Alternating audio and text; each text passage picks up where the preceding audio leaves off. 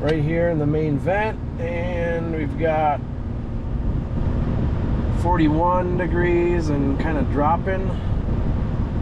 That's pretty good. I'm going to show you how to fix the hard steering on your 90s Toyota truck. It's kind of like clunky and grabby and squeaky. This is a 96 Toyota T100.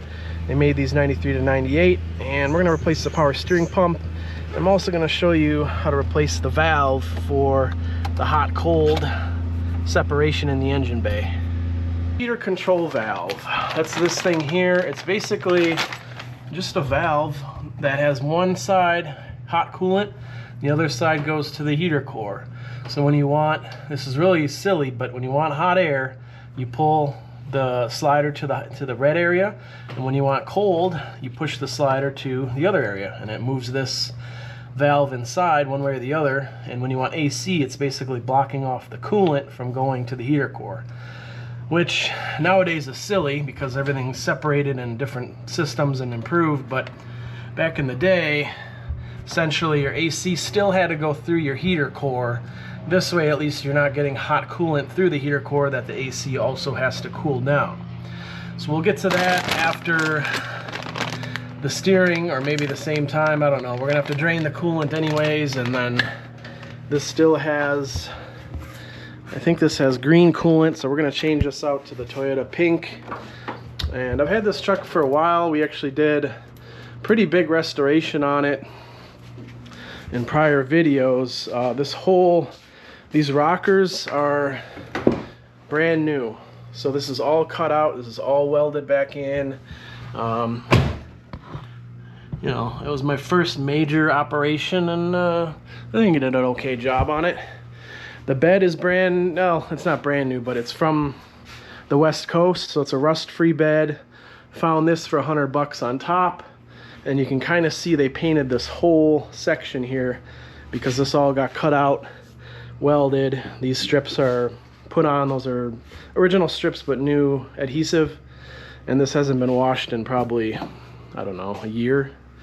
So it's an old truck but very reliable, and these are still sought after. Same motor as the 4Runner, 3400 4 cam, 5 VZ VE or FE or whatever. Yeah, 5 VZ FE.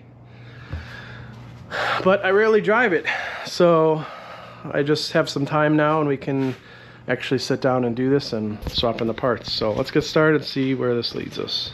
So we got the coolant draining down below. Remove the air box here for a little bit more room, and here's our power steering pump and reservoir on top.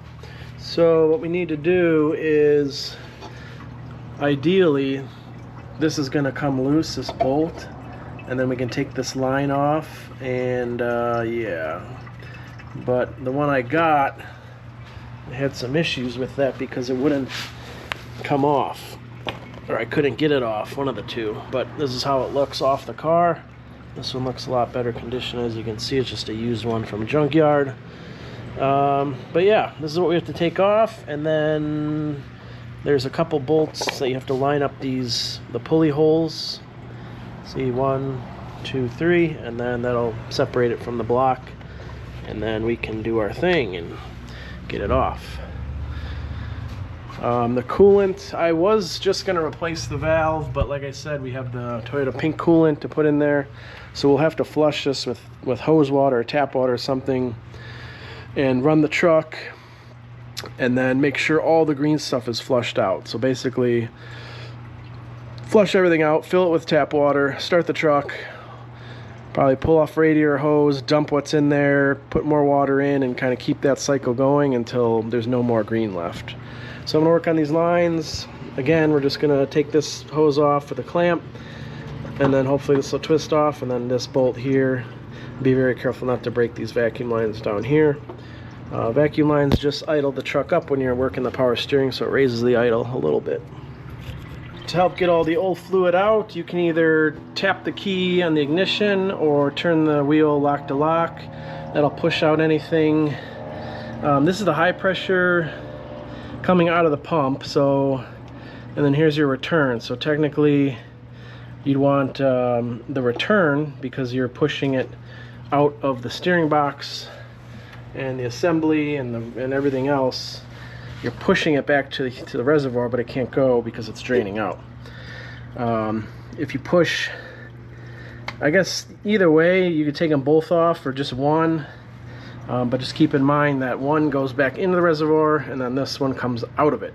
So whichever way you think is easiest when you're putting new fluid in or flushing, go ahead and do that. But we have either ATF or some other fluid that's not the clear stuff, the stuff in my description, the Idemitsu stuff. That's the best stuff to use for Toyotas and Lexus. I think that's the factory fill fluid, but that's what we're putting back in here. So this is a 22 millimeter right here. I'm gonna get this off and hopefully it comes off without a fight, so we can move on to the next step, getting these 3 bolts off of the power steering pump. Here you can see this came off without a fight. Just had to pound the socket on because it's a little bit rusty, but this is gonna drain what's ever left in the pump into the pan below, which is nothing because we got it all out. Obviously we can use the new bolt, new crush washer from the new pump. Typically, I mean, you can replace these crush washers. It's not bad practice, but stuff like this, I mean, I've reused this and it's been fine because this has probably never been off or been off one time. So this is good. I don't know, I think this is replaceable, but this is seized in there pretty good with rust. Actually, let me take a look because I'm interested. Yeah, that sensor should come off of there. It's too bad we can't use that new fitting, but we have to replace the line. We don't have the line. All right, so that's that. Real simple then. We just got to take the reservoir and the pump off of the motor. Well, that's done. Got the new one swapped on. Here's our Idemitsu PSF. Probably, I don't know, 2-3 quarts or so. Most annoying part of this whole thing is how this coolant is just trickling. It's been trickling like that for 45 minutes. Just obnoxious. Like, why can't it just all come out? I don't feel like pulling this hose. I mean, even if you squeeze it, I mean, it's not like there's a ton. It's just dribbling out of the motor, I guess. So with that almost done, hopefully that'll stop. There's definitely not going to be any coolant up here. So I think we can move on to this valve. And then a magnet does not stick to aluminum. And I will show you this special clamp here. It's not like a squeeze clamp or hose clamp. It's a permanent kind of clamp.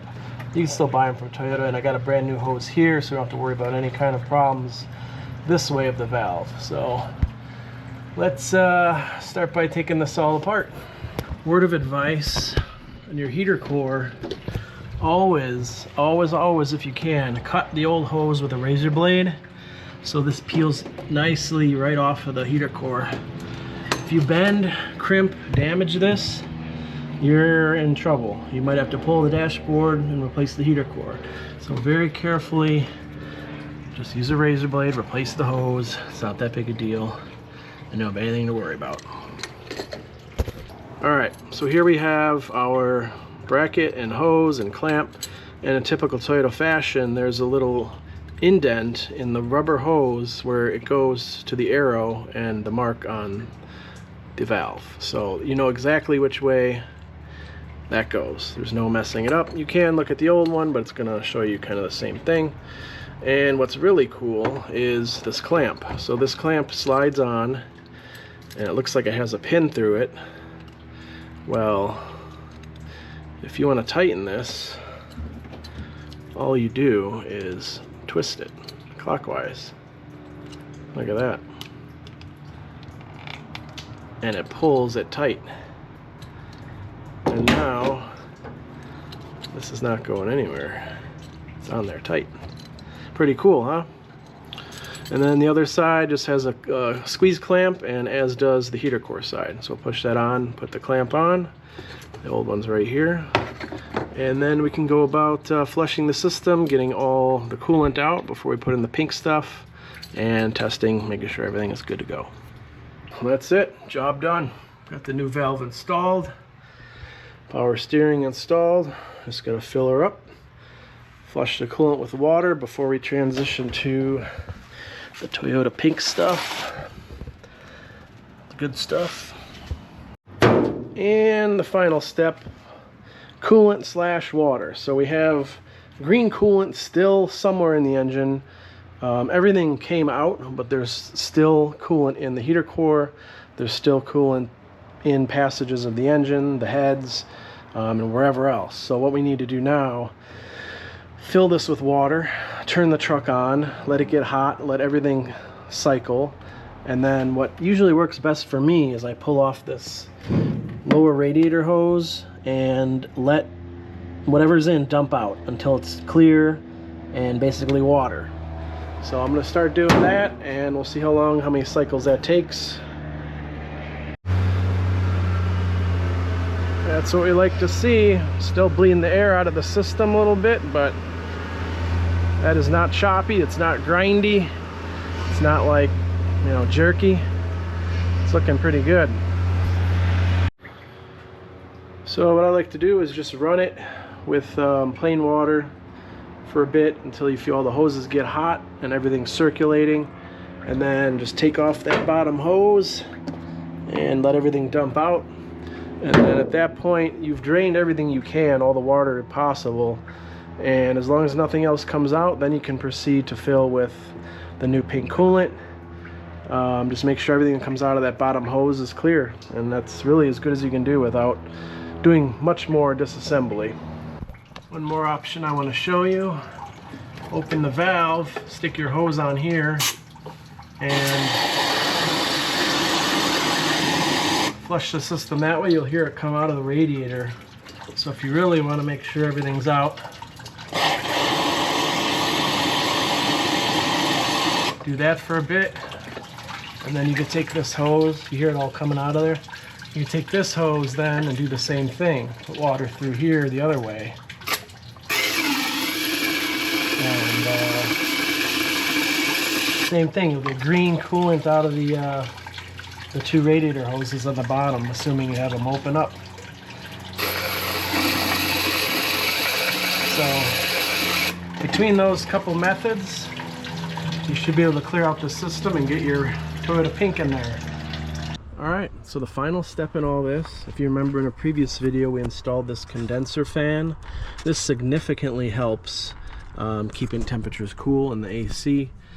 But now the last phase of this, we've already got the temperatures down to 41 degrees in the cabin, which is very good. But we have this. So I found this Redford AC line insulation for the cold line, repels heat, stops condensation. This needs to go on this low side line here, because as soon as I turn the car off, or as the car is idling, you can see water dripping from this line, and that's not good. Also, a couple days ago I had the windows tinted. That's also going to help. It's ceramic as well, so it's going to repel the sun and keep the temperatures cooler inside. We've also got this nice strip up top.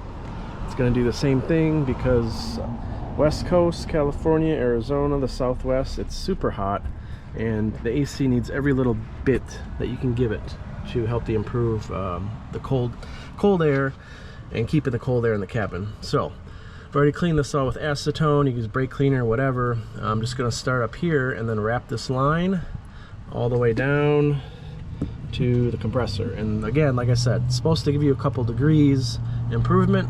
We'll see. Alright, you can see the progression here. Some people said it doesn't like sticking to itself, and it's kind of true, but I have some Tessa tape here. I'll just do like a wrap around the junction areas. Obviously if the line is off, you can just use one piece, but when it's installed, you got to kind of do it in sections. So I'm down to the last little bit here. We're gonna have to do just cut chunks and kind of wrap it, and then we'll do some testing, see how much it's improved, if anything. And that's it, folks. We are all wrapped. So let's give it a shot, see what kind of temperatures we can get inside the cabin. And the moment everyone's been waiting for. You're supposed to rev it up a little. It's not supposed to be idle when you take your measurements, but we'll do right here in the main vent, and we've got 41 degrees and kind of dropping. That's pretty good. Before, the best I could get was 41, 42. But yeah, this looks quite a bit better. So that's it. If you follow the tips in all the videos I posted, let's drop back to idle here and see what happens. You're gonna get cold AC. So it's a combination of things, and we'll go take a look in the engine bay again, see how things are doing in there. But as you can see, like if I put it up here, it's obviously very hot, 116. It's hot outside, and it's not like a fake measurement or anything like that. We're in the 30s here. So let's go back to the engine bay and we'll take a look at everything. Alright, so our fan is on always with the AC, and we have our wrap line here. But that's it. So I call it a success. The AC, you shouldn't see any bubbles in here, very little. We went over that in the prior video. But yeah, that's about it. So thanks for watching, everybody. Take care. Please like, comment, subscribe, all that good stuff. Don't forget your heater valve and everything else. And until next time, thanks for watching. See ya.